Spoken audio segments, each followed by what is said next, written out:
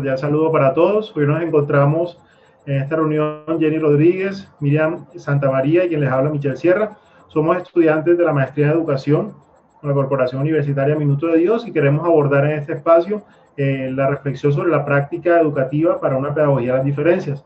Contamos en este momento con la compañía de dos profesionales invitados con el fin de conversar en torno a este tema. El propósito de esta actividad es analizar la importancia de las acciones del maestro en relación a la generación de prácticas pedagógicas que valoran y resignifican la diferencia en el aula, de manera que pueda desarrollarse proyectos alternativos e innovadores que posibiliten la educación de todas y todos. Muy bien, nos acompaña Carlos Hugo Correal Ruiz, licenciado en Ciencias Sociales de la Universidad Pedagógica Nacional, con especializaciones en Educación Pedagógica y Gestión Ambiental de la Universidad Distrital Francisco José de Caldas y en Pedagogía de la Recreación Ecológica de la Fundación Universitaria Los Libertadores. Él es magíster en Educación con énfasis en Gestión y tiene más de 34 años de experiencia docente y administrativa en todos los niveles de educación, básica, media, superior, en el sector oficial y en el sector privado. Actualmente es el rector del Colegio Ramón B. Jimeno de la empresa de acueducto y alcantarillado de Bogotá.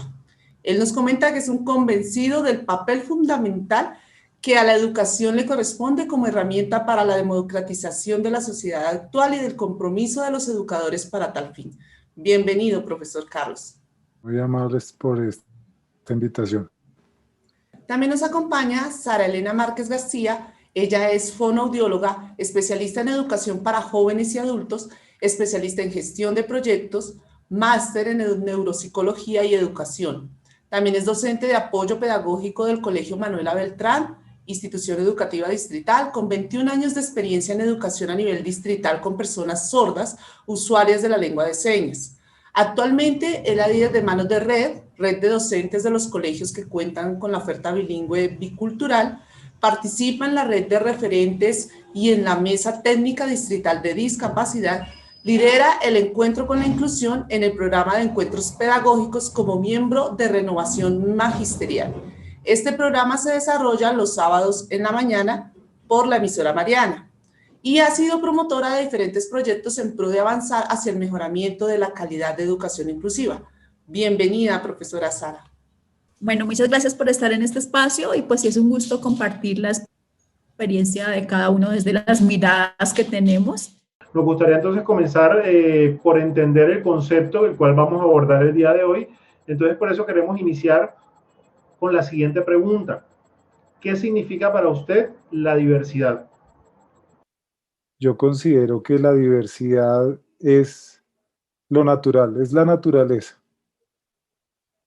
Si algo caracteriza la vida y nuestra existencia es la diversidad, desde todo punto de vista, ¿no? Desde lo biológico, lo cultural, bueno, todo en contraposición a los unanimismos, a las uniformidades de las que nuestra educación ha adolecido durante mucho tiempo. Para mí también la diversidad es simplemente todo, o sea, todos somos diversos, todos tenemos rasgos, características, culturas, costumbres diferentes y precisamente la riqueza de este tema de la diversidad es poder compartir e interactuar dentro de esas diferencias, dentro de lo que cada uno como ser humano puede aportar en el ámbito en el que se desempeña. Pero inclusive nosotros mismos, cada uno de nosotros pues también aporta desde sus sentires, desde sus saberes, desde lo que trae la familia, desde los diferentes contextos en los que interactúa, pues por supuesto que también cada uno trae su diversidad. Y digamos que en vez de ser como algo que limite, más bien eso es algo que es una riqueza social que nosotros podamos entre todos compartir y aportar desde lo que sentimos y saberes. Precisamente que en la diversidad está la riqueza y la riqueza social de compartir, interactuar y conocer. Para mí eso es la diversidad. Teniendo en cuenta esa definición y lo mucho que se ha discutido frente al trasfondo del propósito de la educación, que se considera que a partir de allí puede emanar propuestas que dignifiquen el acto educativo, entonces, ¿para qué educamos, profesor? Y profesora Sara. Para mí, el educar es para poder transformar vidas.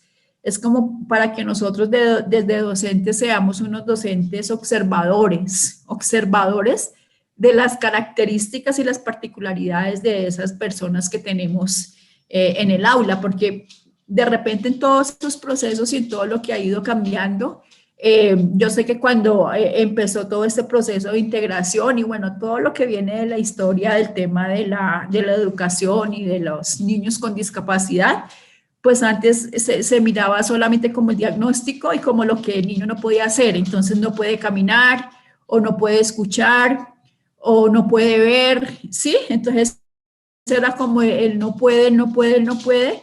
Pero más bien ahora lo que tenemos que mirar es cómo transformamos esas historias de vida y las hacemos de una u otra manera que tengan unos proyectos de vida exitosos. Yo sé que eso a veces, muchas veces suena bonito y en el papel, digamos, cuando se hace el tema de las políticas y eso, pues todo eso suena muy bonito, porque es decirlo, pero es cómo se lleva realmente al aula, cómo se transforma de verdad esa vida y cómo a partir de esa observación juiciosa que nosotros podamos hacer como docentes y ver más allá de las dificultades que pueda llegar a tener una persona, ver que detrás de eso hay un ser humano que necesita que se le potencialice y se le identifiquen esas habilidades que tiene para seguir adelante. O sea, es un proceso que más debemos hacerlo, es de avanzar hacia lo que él tiene y de darle como las herramientas para que con lo que él tiene pueda seguir adelante. O sea, en ese sentido, muchas veces que se hablan de los estudiantes con discapacidad, pero si se tienen en cuenta los apoyos que él pueda requerir para seguir adelante, muy seguramente va a avanzar. Yo considero que nosotros enseñamos para tener la posibilidad de hacer mejores personas y de transformar la vida, no solamente de esos estudiantes, de esos ceros que llegan a nuestras instituciones, sino también de las familias. Nosotros como maestros debemos es como propender por esa transformación y por ser más empáticos con todas esas relaciones que se deben tejer alrededor del proceso educativo. Esto sería como muy importante, ser como la empatía con ese niño, con la familia y con todo el contexto que él trae para que le podamos encontrar e identificar las habilidades que le permitan seguir adelante y por supuesto aprender. Históricamente, si uno hace un análisis muy rápido desde cuando se empezó a institucionalizar la educación, uno se empieza a dar cuenta la forma como el discurso fue controlado por las clases dominantes, el poder ejerciéndose desde diferentes ópticas, iniciando obviamente con los aspectos religiosos y políticos, y cómo pues aún hoy se mantiene de esta manera, hay un control. Nosotros vemos en nuestro país cómo todavía, por ejemplo, las instituciones que tienen algún tipo de ideología, por ejemplo, las confesionales o las militares o algunas otras con una característica política manifiesta, pues tienen un discurso que es controlador. Hay temas que no se abordan, hay temas que se prohíben. Es más, al maestro en muchas instituciones, en la programación se le controla el discurso, se le dice qué debe hacer, qué debe decir y qué no debe tocar y qué no debe decir. Entonces, esa es otra forma de exclusión, porque se le está tapando en gran parte otras miradas y otras verdades a las generaciones que vienen. Entonces, cuando nosotros hablamos de este tema de inclusión, la inclusión sería también la inclusión de otros discursos, de otras miradas, aprender a leer el mundo desde diferentes formas. Y creo que precisamente el fin de la educación, y más hoy en día, tiene que ser liberadora.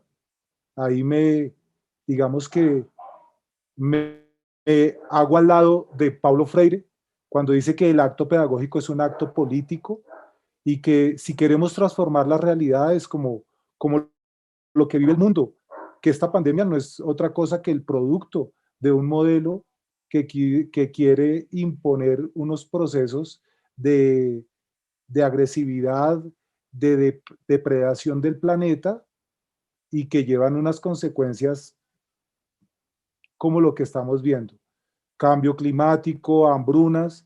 Entonces, la educación tiene que partir de la concientización del docente, desde las mismas cátedras de los pregrados, el cambio en la manera como se están preparando nuestros educadores para que así, cuando ellos tengan una conciencia, puedan hacerlo. Si no tienen esa conciencia, seguramente su discurso va a ser el mismo, se va a repetir y no va a haber un cambio. Pienso que ¿para qué educar? Para liberar, para transformar, para que el mundo sea un lugar habitable para todos. Las personas que tengan discapacidades y los que no las tengan, los que sean amarillos, negros, blancos, rojos, para que todos tengamos un fin último que sea como un humanismo moderno o un naturalismo, no sé cómo lo llamarían algunos teóricos modernos, pero viendo que somos parte de un todo. Pues yo creo que para no alargarnos sería como esa la idea. Pero precisamente en esa misma línea conversábamos acerca de los procesos de evaluación en el marco de la educación, ¿cierto? Que a veces, como dice Carlos, también limitan, también sesgan, o también a veces se consideran promotores de discriminación o promotores de inclusión. Entonces, nos gustaría que nos contaran un poco brevemente, desde su experiencia, de qué manera puede el sistema de evaluación ser promotor de esa discriminación o de esa inclusión. ¿Cómo lo han vivido ustedes allí en las aulas, allí desde la administración, tanto de la educación formal y no formal? Ese sistema institucional de evaluación que todas las instituciones debemos tener ha tenido muchas críticas, detractores, y encontramos observaciones de los docentes, es que estos cambios y a memes donde dicen que pues ya se le regala todo al estudiante, y bueno, es como, en otras palabras lo interpreto como se está perdiendo el control total que tenía el docente sobre muchos elementos que se juegan en el aula, que se manifiestan, y entonces eso genera una crisis. Ahora está muy de moda hablar de las rúbricas de evaluación, y en esa rúbrica se habla de que el estudiante debe tener los criterios bien claros antes de ser evaluado, y entonces ya no puedo ser tan dictador y asignar una tarea que yo no había planeado, cambiar el criterio solamente porque yo quise. Y entonces ese pequeño poder que nos hacía dictadores en el aula y que yo creo que todos lo vivimos de un lado y del otro, está transformándose. Pero la tristeza más grande es cuando vemos que el mismo gobierno o el mismo Estado, porque no es un gobierno, sino es en general varios gobiernos, crean planes como Ser Pilo Paga, donde solamente los estudiantes que tienen unos puntajes altísimos van a tener unas becas y van a tener derecho a la educación superior. Y entonces, ¿qué culpa tienen los niños de Quibdó? ¿Qué culpa tienen los niños del Amazonas de no tener un computador, de no tener libros para estudiar? Entonces están destinados a mantenerse pobres y en la ignorancia, porque el mismo Estado crea una discriminación. Solo quería comentar esos dos ejemplos, pero habría mucho que decir también al respecto desde la práctica. Así es. Adelante, Sara, por favor. Bueno, yo he visto modelos de otros países de repente que estén un poco más avanzados que nosotros en el tema de la evaluación, y me llamaba la atención un diplomado que estuve, bueno, específicamente con Israel, y allá en Israel ningún niño pierde el año, o sea, ellos van avanzando en la medida de sus habilidades y de sus potencialidades, y si de repente se identifica que el niño tiene alguna dificultad, digamos, para matemáticas o ciencias o algo con alguna de las áreas, ellos tienen como dispuesto todo el equipo de apoyo que hace que ese niño salga adelante de acuerdo a las características, habilidades, potencialidades que el niño tiene. Entonces va siendo promovido con ese tema de la flexibilización curricular, y ese es el sistema que se va adaptando el niño y no el niño al sistema, sino que el niño va dando en la medida que todo alrededor de él tiene los apoyos para que él salga adelante. Entonces ellos dicen, acá ningún niño pierde el año. Por eso yo digo que a pesar de que digamos de los procesos bonitos, de que encontremos mucho material de evaluación que nos habla de que no debe ser centrado en la calificación, sino en la valoración cualitativa, en los procesos de cada estudiante, inclusive en que los mismos errores, entre comillas, que pueda cometer un niño con relación a una evaluación, pues son normales dentro de su proceso de aprendizaje, o sea, es normal equivocarse, porque cuando ya estamos adultos nos damos cuenta que sí que nos equivocamos y metemos la pata en muchas cosas, pero ¿qué nos toca hacer? Recapacitar y volver y echar para adelante, pero entonces digamos que esos procesos a veces son los que fallan lamentablemente en las instituciones y a lo mejor la evaluación se ve no como un proceso de formación y de avance, de identificar esas habilidades que le permitan al estudiante seguir adelante, sino que son más bien como esos trancarlos, como esas barreras que puede llegar a decir, usted sacó 3 y sacó 3 fue porque no estudió, no entendió algo, pero pues eso también como descalifica y desmotiva al estudiante. Entonces la evaluación más bien debería ser un proceso de motivación, así el estudiante se equivoque porque es que es normal, sí, es normal que nos equivocamos y que entonces nos expliquen y digamos, mire, si es por este lado seguramente le va a ir mejor, pero digamos que esos procesos de evaluación y muchas veces pasa, digamos, con la población con discapacidad que requiere como esos otros ajustes razonables, pero que muchas veces con esos ajustes es muy posible que el estudiante vaya avanzando, porque no se puede dar un proceso en el que se cumpla con lo que él aprende, con lo que él tiene y que con base en eso se le pueda dar un título de bachiller académico donde se describa cuáles son las habilidades y potencialidades que él logró sacar en ese proceso. Y lo otro es que el mundo ha ido avanzando. Entonces hay veces que muchos profesores todavía siguen enseñando como cosas de antes o algo que el mundo ha cambiado y de repente tiene como otras concepciones de lo que pasó antes, pero nosotros algunos seguimos como repitiendo las mismas cosas de 20, 30, 40 años atrás. Y los muchachos han cambiado, las tecnologías han cambiado, de hecho esta misma pandemia nos ha puesto en evidencia de que hay muchas cosas que seguramente no podíamos hacer antes, pero que ahora las estamos haciendo. Sería como sobre todo eso que sería posible poder empezar como a mirar otra forma de evaluación de los chicos y chicas en todos los aspectos. Hay algo muy importante ya cortico que voy a decir de lo que decía el profesor de las regiones.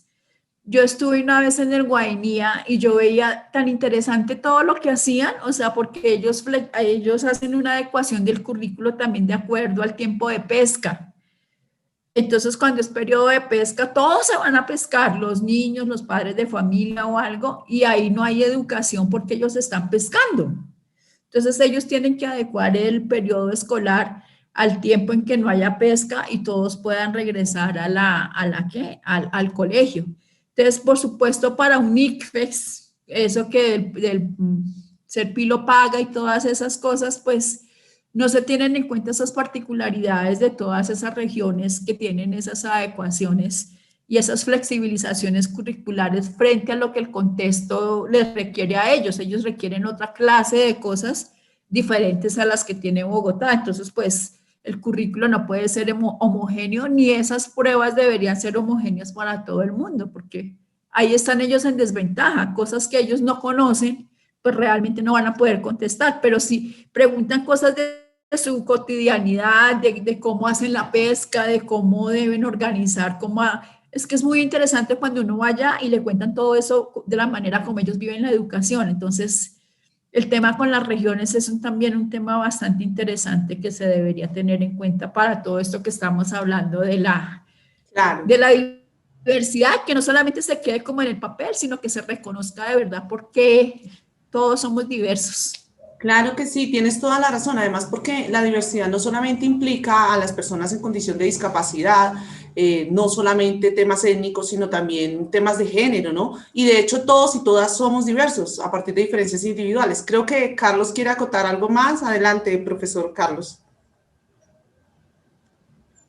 Gracias, Jenny. Pues es que cuando uno escucha a compañeros como Sara, que también manifiestan las experiencias, se le empiezan a venir a la mente otras que vienen alrededor de lo mismo. Y, y por ejemplo, ¿qué pasa ahora cuando hay niños con necesidades educativas especiales en un colegio que tiene población normal, por decirlo de esa manera errada? Que, Súper errada, profe. claro, pero es que Con el en la vocabulario de ahora. cotidianidad esa es la percepción que se da. Entonces, yo recuerdo que en el distrito, y además porque tengo otros familiares educadores, siempre existía como esa discusión si nosotros o un colegio debe recibir niños que sean sordos o ciegos en planes que tenía el mismo distrito. Y había una pelea porque entonces, por un lado, desde los sindicatos y algunas posiciones políticas, no, pues el gobierno se quiere ahorrar un dinero, deben existir instituciones especializadas, le están dando una carga mayor al docente, y entonces era una manera de decir, no, no deben estar niños con ese tipo de diferencias en un aula de un colegio normal.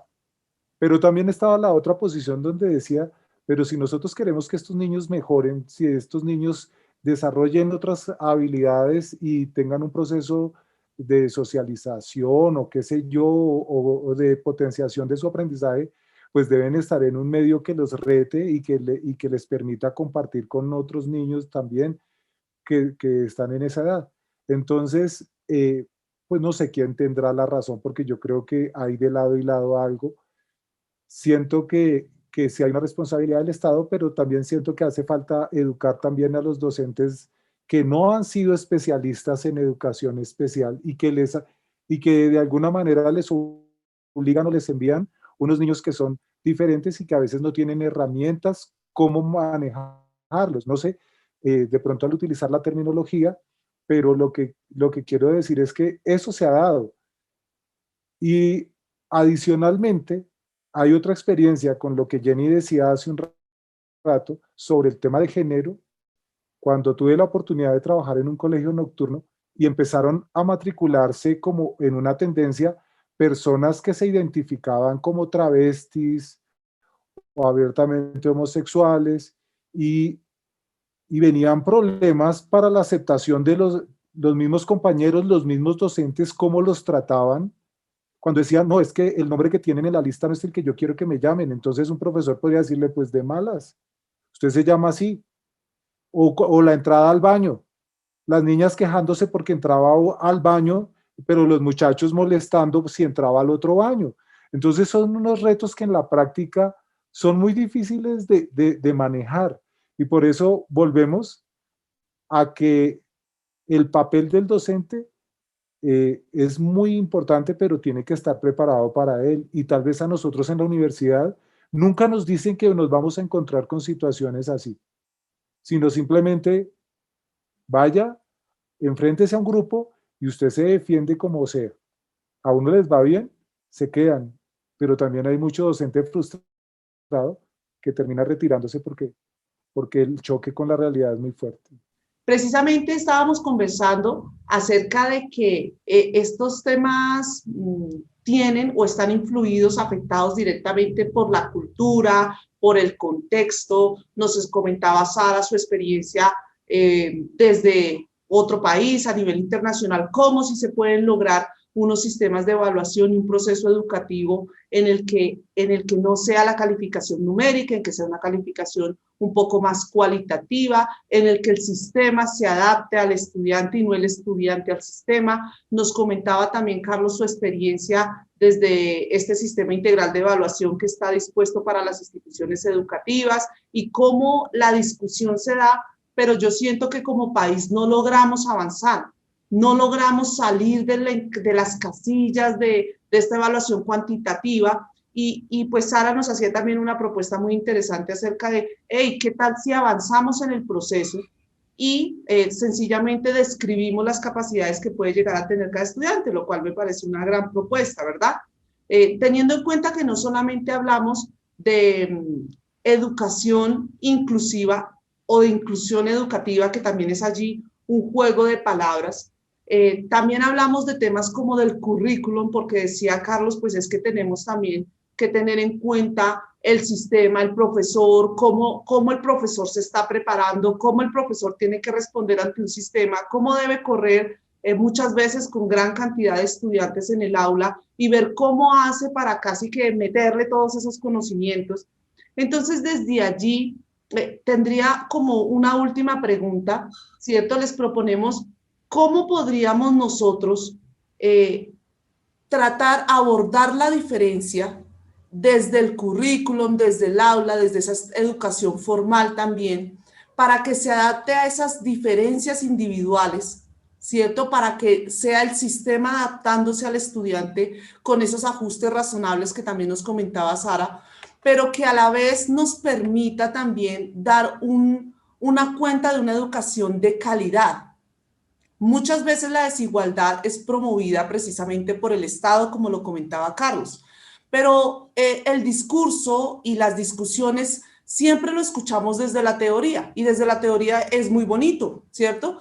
Pero ¿cómo materializamos eso en una experiencia concreta en nuestro país? ¿Cuál sería su propuesta para que en sí mismo nuestro sistema, nuestra cultura no sea segregatoria, sino que permita la inclusión real de todos y todas? No solamente, reitero, de personas en condición de discapacidad, sino también todo este tema de géneros, de diferencias, de preferencias, que nos incluya, en fin, a todos y todas. Entonces, no sé cuál de los dos le gustaría comenzar. Ya el tiempo, como les digo, pues lamentablemente no es mucho, pero sí nos gustaría conocer sus propuestas, que por supuesto desde su experiencia son valiosísimas. Ese tema de las diferencias o algo, yo también soñaría con un momento en el que no hubieran esas etiquetas. De hecho, que ya estuvimos en una conversación también con la mamá de un chico con síndrome de Down, y ella planteaba algo muy interesante, que era la interacción efectiva, más allá que hablar del tema de inclusión, porque volvemos a lo mismo, incluidos estamos todos, porque todos tenemos una particularidad, una diferencia, una característica, inclusive hasta una misma discapacidad, como sí, en el caso de que de repente si yo soy bajita y necesito alcanzar algo alto, pues necesito un butaco para subirme a alcanzar eso alto, entonces ese es el apoyo que yo estoy necesitando en ese momento. Entonces, algo maravilloso sería que hacia el futuro se dejara de decir que el niño del síndrome de Down o la niña que está en la silla de ruedas o la persona sorda usaría de la lengua de señas. O sea, yo sé que todas esas cosas muchas veces son necesarias para el tema del CIMAD y de salud y de ejercer los derechos que ellos tienen como personas con discapacidad, tener como ciertas prebendas, ¿sí? Como ciertos apoyos del Estado, entre comillas, cuando se logran. Pero el hecho sería que si un niño llega al colegio a primera infancia y si el tema es que el niño debe aprender a saltar, digamos, de 2 en 2, no sé, se me ocurre algo, no importa la característica que tenga o algo, la maestra debe buscar como la forma de que ese niño lo haga. Pueda que lo haga más lento, pueda que lo logre al final del periodo, pueda que lo haga con ayuda o algo, pero que finalmente esas metas que se tienen para cada uno de los niños pues se cumplan. O sea, que como que uno no parta como siempre hemos partido y lo que hemos dicho de lo que el niño no puede hacer, sino de lo que el niño logre hacer. Y entonces en ese sentido habría como menos ese proceso de discriminación. Del tema del diseño universal de aprendizaje, que es algo que está en el decreto 1421. Y ese diseño universal de aprendizaje habla de que hay estrategias que pueden servir, digamos que uno las plantea para un chico sordo porque el chico sordo es más visual, ¿sí? Pero de repente esa estrategia visual en el que se elaboren esas carteleras seguramente no le va a servir solamente al chico con discapacidad auditiva, sino también al otro chico que tiene un aprendizaje, digamos, que es falto de atención. De repente una cartelera con imágenes concretas o algo le sirva. Si es para el chico ciego, esa misma cartelera, pues por supuesto serviría a través de que se haga una descripción de lo que está ahí. Entonces es como plantear una actividad que uno diga, es que esto solo sirve para esto. No, esa actividad debe servir para todos en general.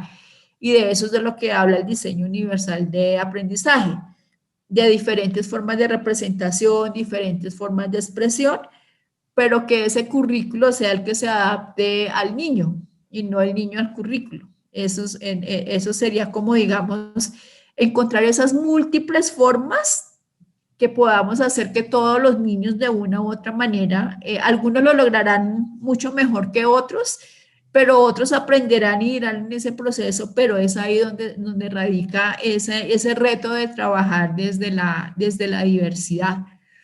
Eso sería como lo que yo diría con relación a eso. Gracias, Sara. Entonces, Carlos, continuarías tú. Yo aparte aprovecharía para incluirte una pregunta. ¿Qué necesitarían los docentes entonces para lograr realizar esta tarea tan importante? Adelante. Gracias. Pienso que si es posible hacer una transformación curricular que permita inclusión, tiene que empezar con el hecho de que ese diseño curricular sea democrático. Es decir, que tiene que haber participación de los estudiantes, de los padres de familia, de todos los estamentos de la comunidad educativa. Es decir, donde todos tengan la oportunidad de plantear pues, sus opiniones, sus percepciones, sus realidades, bajo la orientación de los profesionales, pero sí debe haber una participación amplia. Pero este solamente sería un primer paso, porque ya hemos visto las condiciones de un país como Colombia y con las limitaciones que tenemos. Nosotros, digamos que a partir de nuestras realidades entendemos que tenemos unas grandes diferencias con otros modelos de desarrollo y que no necesariamente desarrollarnos sería como copiar lo que hacen otros, pero sí valorando esa diversidad que tenemos y esas realidades nuestras, poder empezar unos procesos de transformación en donde yo creo que cabe lo que dije hace un rato, y es que la preparación del docente debe incluir no solamente el conocimiento de un área, que ahí hay otra discusión, el conocimiento pedagógico, el conocimiento psicológico, sino también todo el tema de sensibilidad y de formación ética del docente. Me refería hace un momento a las áreas, porque aquí hay otro problema grandísimo en los currículos, y es que nosotros estamos respondiendo en la educación actual a toda una concepción de la ciencia del siglo XVIII, donde el conocimiento está parcelado. Entonces matemáticas está por acá, español por acá, está inglés por acá, física por acá, y a los niños les cuesta mucho trabajo entender que en la realidad, en su vida, todo está integrado y que el conocimiento es uno solo. Y entonces, como ellos no logran esas relaciones, a veces ni siquiera captan la importancia de un conocimiento porque no lo pueden integrar con su realidad, no se hace significativo para ellos. Y pienso que habría que empezar a romper. Eso sería a muy largo plazo, pero tendría que romperse esas parcelas del conocimiento. Que inclusive una clase sea orientada por 2 o 3 profesionales, donde cada uno desde su óptica pueda aportar, y con problemas que involucren el conocimiento de diferentes áreas, pudieran los niños empezar a entender que la física tiene que ver con geografía y que la biología tiene que ver con historia o cosas así. Pienso que el tema curricular es uno de los más complejos. Está relacionado con las concepciones de ciencia, de toda una teoría de conocimiento. Pienso además que Hay un elemento, y ahí me acuerdo del maestro Carlos Gaviria, que él hablaba de un imperativo ético. Es decir, si realmente nuestras sociedades lograran entender que hay algo que es fundamental para todos independientemente de su condición, en este caso podríamos hablar del respeto a la vida, del respeto por el otro o del respeto a los derechos humanos, si partiéramos realmente de allí, se habrá recorrido un gran trecho en educación. Pero ¿cómo hacerlo, no? O sea, ¿cómo lograr que haya algo supremo que a partir de lo cual pues la sociedad moderna pues empiece a repensarlo? Y esto se necesita que no haya adoctrinamiento, se necesita toda una libertad de pensamiento, se necesita que haya un gusto por el conocimiento y la posibilidad de falsear todo lo que nos digan. Pero hoy un niño es irreverente, un niño tiene un pensamiento divergente y sale con algo raro en clase. Ese es un niño indisciplinado, es desadaptado. Y le cuesta mucho trabajo al docente ponerle una nota, calificarlo, que esa palabra también es horrible, calificarlo porque de pronto le sale adelante, porque no puede de pronto ser en algo superar a su docente. Surgen muchas ideas, pero tiene que ver con eso. O sea, tiene que ver con un cambio desde los esquemas mentales que todos tenemos, que estamos ahí todavía patinando porque todavía no entendemos las complejidades de este mundo y del pensamiento. Entonces, creo que los maestros tenemos que abordar esos temas.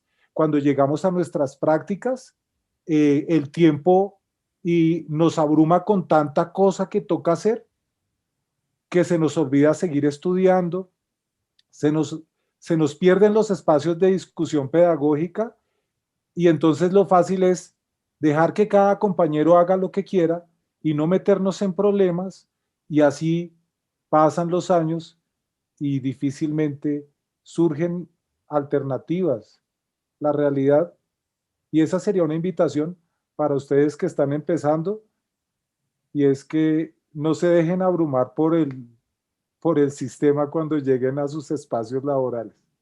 Muchísimas gracias, Carlos y Sara. Realmente todos esos aportes que ustedes hacen, créanme que como maestrandos, como estudiantes, como maestros, no nos generan más sino espacios de reflexión que nos hacen repensar nuestra práctica educativa y repensar la forma de ver este tema tan interesante y tan rico como es el tema de la inclusión. Yo quisiera pues hacer un pequeño aporte ya para finalizar y darle espacio a mis compañeras.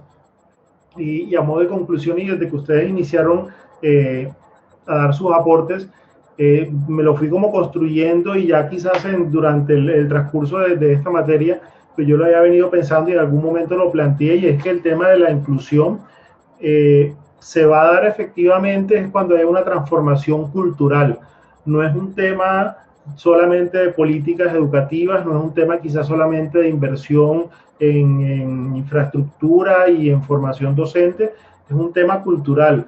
Cuando se transforme realmente, y tú lo decías ahorita, Carlos, al final, el modo de pensar, nuestros esquemas mentales, yo pienso que es que vamos a ir realmente acercándonos a esa inclusión desde aprender a valorar las diferencias, no decir es diferente y lo tolero o lo aguanto, sino es diferente y lo valoro y identifico qué es lo positivo y qué es lo chévere y qué es lo que más nos permite a nosotros enriquecernos para todos.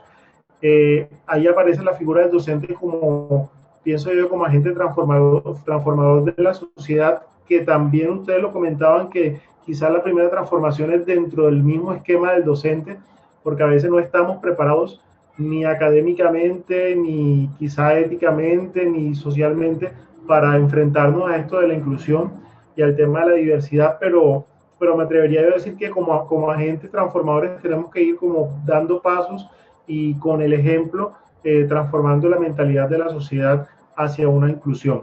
Muchísimas gracias nuevamente por los aportes que realmente hicieron y realmente créanme que en lo particular me generan muchísimas reflexiones como maestro. Muy enriquecedoras sus posturas. Me quedo con la frase del profe Carlos que dice educar para que el mundo sea un lugar habitable para todos. Y con la frase de la profesora Sara que dice la necesidad de que el docente, además de capacitarse constantemente, tenga armonía, vocación y empatía al educar, porque a veces con el pasar de los años, y como lo mencionaba el profe Carlos, se centra uno en el diario, en el vivir, y olvida este sentido como tan fundamental del por qué estamos ejerciendo en la educación.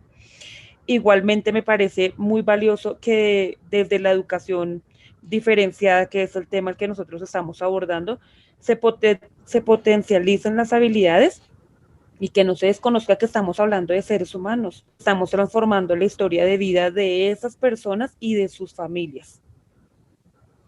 Pues nuevamente agradecer a nuestros invitados e invitada. Realmente creo que me quedé con ganas de escucharlos y escucharla más, porque realmente son unas posturas muy interesantes que desde la experiencia nos enriquecen. Yo creo que tenemos mucho trabajo en adelante, pero no solamente como maestros, sino como seres humanos. Yo creo que soy una convencida de que todo el tiempo estamos educando y educándonos. Querramos o no, estamos siguiendo modelos y estamos siendo moldeados por nuestra cultura y va desde cómo tratamos en el transporte público, en la calle, en la tienda, al otro o a la otra, ¿verdad? Y eso lo vamos transmitiendo generación en generación. Yo recuerdo parte de mi interés por estar en esta electiva es porque tengo un compañerito que es como un conocido con Sara, y él me decía, no, Jenny, no es que las personas tengan limitaciones, las limitaciones las tiene el entorno. Y eso me genera una gran reflexión porque nosotros en nuestra mentalidad y en nuestra cultura somos segregadores muchas veces todo el tiempo, desde, como lo dice Sara, las etiquetas que vamos colocando. Y este es así y este es así. Y nosotros mismos vamos también partiendo, si se puede llamar así como lo decía Carlos, el aprendizaje y la enseñanza cuando todos hacemos parte de un todo. Entonces yo creo que nos queda la reflexión también un poco a manera individual de cómo nos estamos viendo, cómo nos estamos comportando, si se llama así, si me permiten la palabra, en público y en privado, con nuestros hijos, con nuestras familias, cómo tratamos al otro a la otra, incluso cómo nos tratamos a nosotros mismos cuando nos equivocamos o incluso cuando vemos algo en nosotros que no nos gusta. Entonces, creo que debemos naturalizar las diferencias, como lo decía, creo que era Carlos al inicio, naturalicémoslo, o era Sara, bueno, ya estoy un poco confundida de quién fue el que lo refirió, pero es naturalicémoslo, todos y todas somos distintas. De hecho, aquí si nos vemos en cámaras, todos nos vemos diferentes y no por eso somos menos o más unos que otros. Entonces, no solamente a nivel profesional, sino en nuestro quehacer cotidiano, creo que esa es una de las reflexiones que quedaría el día de hoy y un poco abandonar esa costumbre de tomar lo que dice Sara, de colocar etiquetas. Entonces, es más, no veamos la diferencia, creo que la misma palabra inclusión puede llegar a ser segregatoria, es más, cómo interactuamos, cómo lo hacemos. Entonces, yo dejaría hasta allí porque, como les digo, el tema es apasionante y da para el discurso, pero pues le daría el paso entonces a Miriam para que por favor haga el cierre de este interesante ejercicio. Muchísimas gracias.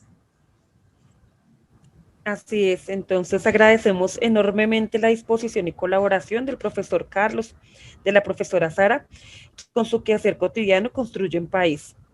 Muy interesantes sus posturas y esperamos que estas reflexiones trasciendan la teoría y que hagan eco en algún lugar del mundo como insumo el rumbo de la educación que tanto se necesita. Mil y mil gracias, profesor Carlos y profesora Sara. Muchas gracias a ustedes por la invitación. Muchas gracias. Posibilidad de compartir. Muchas gracias y sé que les auguro éxitos en el sentido de que amen lo que están haciendo, no en el sentido monetario del asunto, que es muy complejo. Porque de ese no hay mucho, muchachos. Y menos acá, y menos en nuestra profesión. Sí. Yo creo que ahí es donde está el tema ético nosotros somos conscientes del país que tenemos. A veces miramos para los lados, inclusive creo que los docentes menos, pero igual sabemos que nuestros niños nacen con déficit de nutrientes, con baja talla, bajo peso, o sea, una cantidad de indicadores, y aún así hay colombianos que son maravillosos, que se destacan en diferentes aspectos. Si tuviéramos alimento para todos, vivienda para todos, oportunidades para todos, las cosas serían bien diferentes, y pienso que ese es nuestro trabajo. No vamos a creer que vamos a cambiar esto con nuestras ideas de hoy, pero con solo sentirlo y trabajar consecuentemente, así tengamos frustraciones en el camino, pero yo me siento conforme con lo que he tratado de hacer y persistiré. Puede que no cambie mucho, pero eso me da tranquilidad, porque si no lo hacemos así, nos frustramos. Y qué peor que un ser humano frustrado. Entonces, ese es como un mensaje. Gracias. Gracias por todo.